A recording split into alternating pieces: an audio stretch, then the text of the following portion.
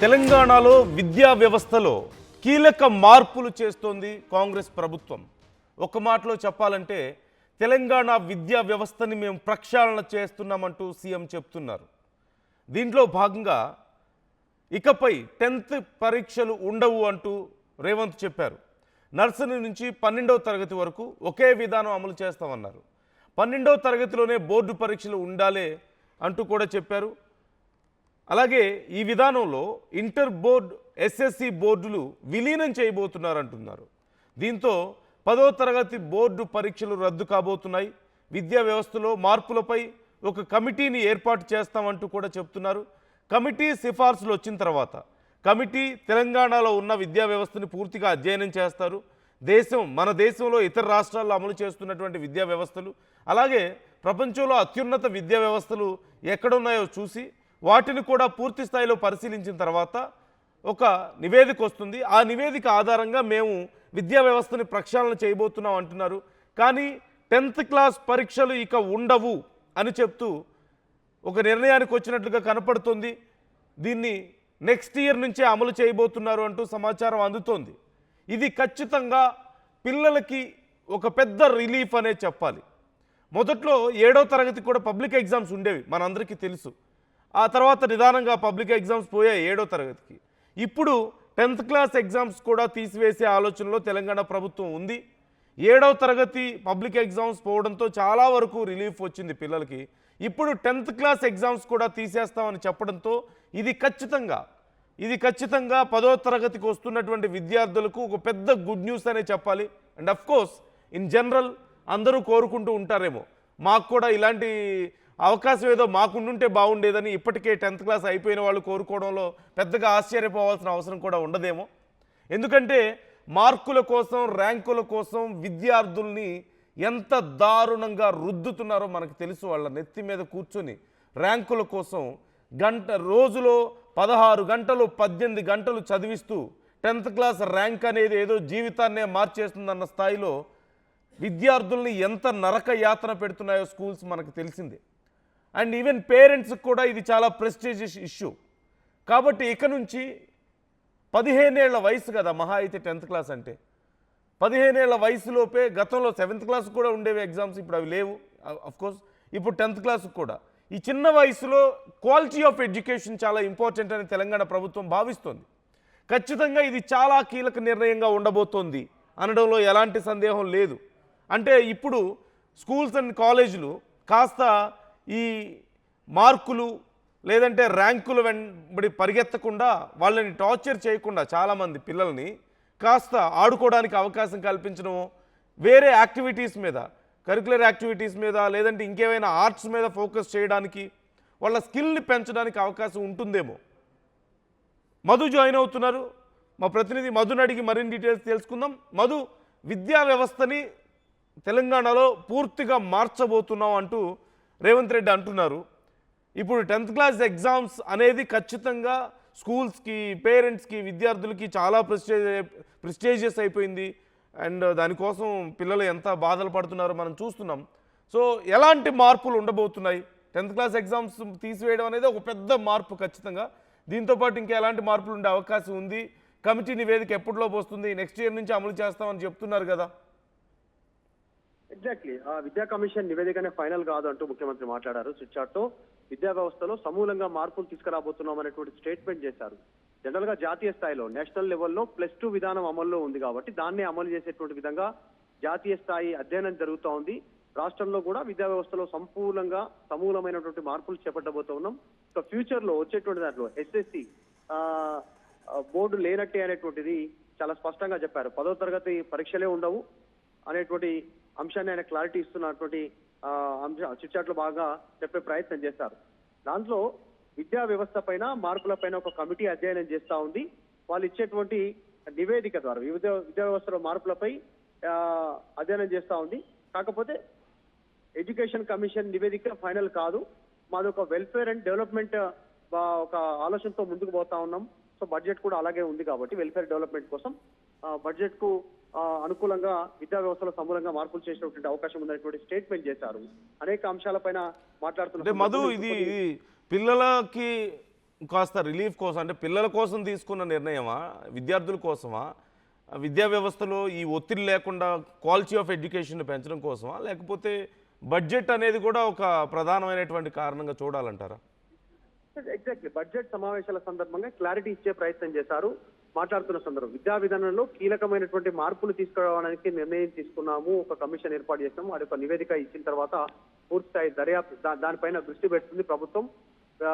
Future లో SSC పరీక్షలే ఉండేటువంటి అవకాశం ఉండకపోవచ్చు. 10th పరీక్షలు నర్సరీ నుంచి +2 వరకు అంటే ఇంటర్మీడియట్ వరకు ఒకే విద్యా విధానం ఉండాలనేటువంటి ఆలోచనతో ప్రభుత్వం చేస్తా ఉంది.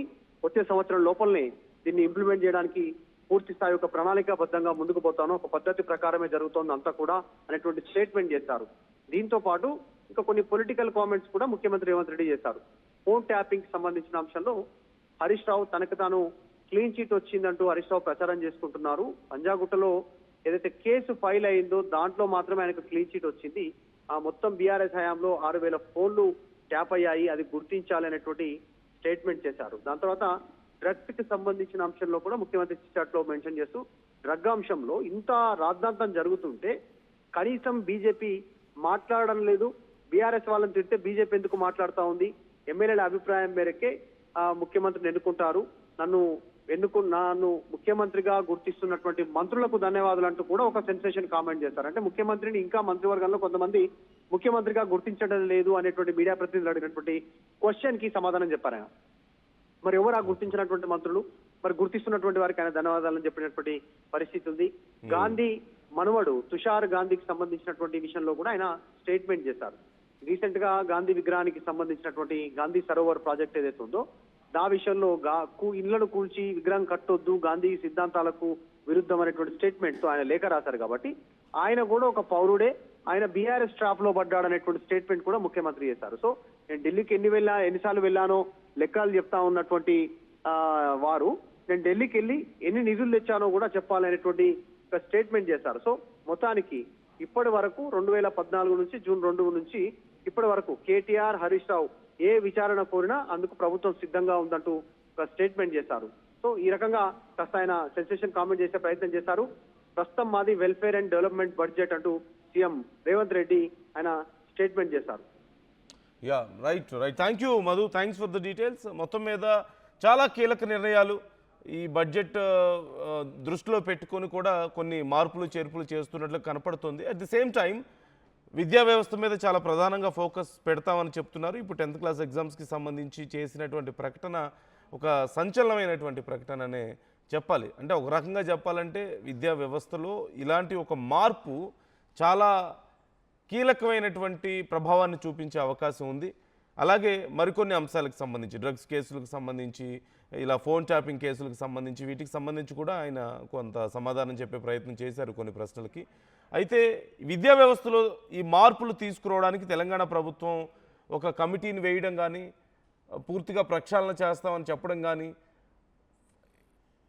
ఫస్ట్ క్లాస్ నుంచి +2 వరకు మొత్తం ఒకే వ్యవస్థని, ఒకే విధానాన్ని ఏర్పాటు చేస్తామని చెప్పడం, ఇలాంటి కొన్ని ఆలోచనలు మీకు ఎలా అనిపిస్తున్నాయి? 10th క్లాస్ ఎగ్జామ్స్ని తీసివేయడం అనేది పిల్లలకి మంచిదా కాదా? విద్యా వ్యవస్థలో ఎలాంటి ప్రభావం చూపిస్తుంది? దీని ప్రభావం ఎలా ఉండబోతుందని మీరు అనుకుంటున్నారు? అండ్ ఇప్పటికే కొంతమంది కామెంట్ చేస్తున్నారు, సుధాకర్ రెడ్డి కామెంట్ చేస్తున్నారు చదువు బంద్ చేస్తున్నారు అని చెప్పి. అలాగే శ్రీనివాస్ కామెంట్ చేస్తున్నారు పిల్లల చదువు నాశనం అని కామెంట్ చేస్తున్నారు. 10th క్లాస్ ఎగ్జామ్స్ లేకుండా పోవడం వల్ల పిల్లల చదువు ఎందుకు పాడైపోతుంది? 10th క్లాస్ ఎగ్జామ్స్కి రోజుకి 16 గంటలు 15 గంటలు పిల్లల్ని చదివించి వాళ్ళని టార్చర్ చేస్తే బాగా చదివినట్లా, బాగా చదువు వచ్చినట్లా, కేవలం మార్కులు వస్తేనే వాళ్ళకి బాగా చదువు వచ్చినట్లా? ఇలా కొన్ని ప్రశ్నలు ఎప్పటి నుంచో ఈ విషయంలో డిబేట్స్ నడుస్తూనే ఉన్నాయి కదా. అంత చిన్న వయసులో వాళ్ళని అంత ఇబ్బంది పెట్టకూడదు. ఇన్ఫ్యాక్ట్ ఈ ఎగ్జామ్స్ ప్రెషర్ వల్ల సరిగా రాయలేకపోతున్నాం, సరిగా చదవలేకపోతున్నామని బలవన్మరణాలకు పాల్పడుతున్న వాళ్ళు అనేక మంది ఉన్నారు. డిప్రెషన్లోకి వెళ్తున్న చిన్నపిల్లలు ఎంతోమంది ఉన్నారు. పేరెంట్స్ కూడా చాలామంది పిల్లల్ని ఇబ్బంది పెట్టి వాళ్ళు ఇబ్బంది పడుతున్న వాళ్ళు లేకపోలేదు. ఇక స్కూల్స్ ఎంత దారుణంగా ఈ విషయంలో బిహేవ్ చేస్తున్నాయో మనకు తెలియదేం కాదు. చిన్న పిల్లల్ని ర్యాంకుల కోసం నానా గందరగోళం చేస్తున్నాయి వాళ్ళతో. వాళ్ళ మీద మానసికంగా ఎంతో ప్రెషర్ పెడుతున్నారు. సో ఇవన్నీ లేకుండా పోతాయి. అండ్ ప్రశాంతంగా చదువు మీద ఫోకస్ చేసుకుంటూనే ఈ ఒత్తిడి లేకపోతే హ్యాపీగా మరికొన్ని ఆర్ట్స్ మీద ఫోకస్ చేయడానికి అవకాశం ఉంటుంది, వాళ్ళ స్కిల్స్ని డెవలప్ చేసుకోవడానికి అవకాశం ఉంటుంది. సరే మిగతావన్నీ చేస్తారో లేదో పక్కన పెడితే వాళ్ళకి ప్రెషర్ ఉండదు కదా. ఆ రకమైనటువంటి ఒక రకంగా సహజంగా ఒక పదాన్ని ఉపయోగిస్తుంటారు, రుద్దుతుంటారు అని చెప్పేసి అంటారు కదా. సో ఈ రుద్దుడు ఉండదు కదా, ఈ గందరగోళం ఉండదు కదా. Isn't it a good news for the students? మరి పేరెంట్స్ పరిస్థితి ఏంటి? సో మీ ఆలోచనలు ఎలా ఉన్నాయి ఈ విషయంలో? మీ అభిప్రాయాలు ఏంటి? పిల్లలకి ఇది మంచి విషయమా కాదా? అలాగే ఇది స్కూల్స్ అండ్ కాలేజెస్కి లేదంటే పేరెంట్స్కి ఎలాంటి ఇంపాక్ట్ ఉండే అవకాశం ఉందని మీరు అనుకుంటున్నారు? మీ అభిప్రాయాలు కూడా మాతో పంచుకునే ప్రయత్నం చేయండి, కామెంట్ చేయండి. మీకేమనిపిస్తుంది అనేది తెలియజేసే ప్రయత్నం చేయండి. ఒకవేళ చాలామంది ఇన్ఫ్యాక్ట్ ఖచ్చితంగా ఇలాంటి ఒక ఆలోచన ఉంటుంది, ఇది పిల్లలకి మాత్రమే తెలిసే ప్రజలు, పిల్లలకు ఖచ్చితంగా ఇది కొంత హ్యాపీ న్యూసే, వాళ్ళు ఇంకా ఫర్దర్గా స్కిల్స్ని డెవలప్ చేసుకోవడానికి అవకాశం ఉంటుంది. ఒక్కసారి మీ పిల్లల్ని అడిగి చూడండి ఎలా రియాక్ట్ అవుతారు వాళ్ళు. 10th క్లాస్ ఎగ్జామ్స్ ఇక ఉండవు. ఇప్పుడు 9th క్లాస్ నుంచి 10th క్లాస్కి ప్రమోట్ అయ్యే వాళ్ళు ఉంటారు కదా, వాళ్ళ దగ్గరికి వెళ్ళి ఒక్కసారి అడిగి చూడండి, మీకు 10th క్లాస్ పబ్లిక్ ఎగ్జామ్స్ లేవు అని చెప్పి ఒక్కసారి చెప్పి చూడండి వాళ్ళ రియాక్షన్ ఎలా ఉంటుందో. లేదంటే జస్ట్ 10th క్లాస్ అయిపోయిన వాళ్ళు ఒకసారి అడిగి చూడండి, నెక్స్ట్ ఇయర్ నుంచి 10th క్లాస్ ఎగ్జామ్స్ ఇక లేవట, అంతా నార్మల్గా ఉండబోతుంది, నార్మల్ ఈ పబ్లిక్ ఎగ్జామ్స్ ఉండవట అని ఒకసారి చెప్పి చూడండి వాళ్ళ రియాక్షన్ ఎలా ఉంటుందో. అసలైన తొలి వెలుగు. ఫాలో వాట్సాప్ @తొలి వెలుగు official.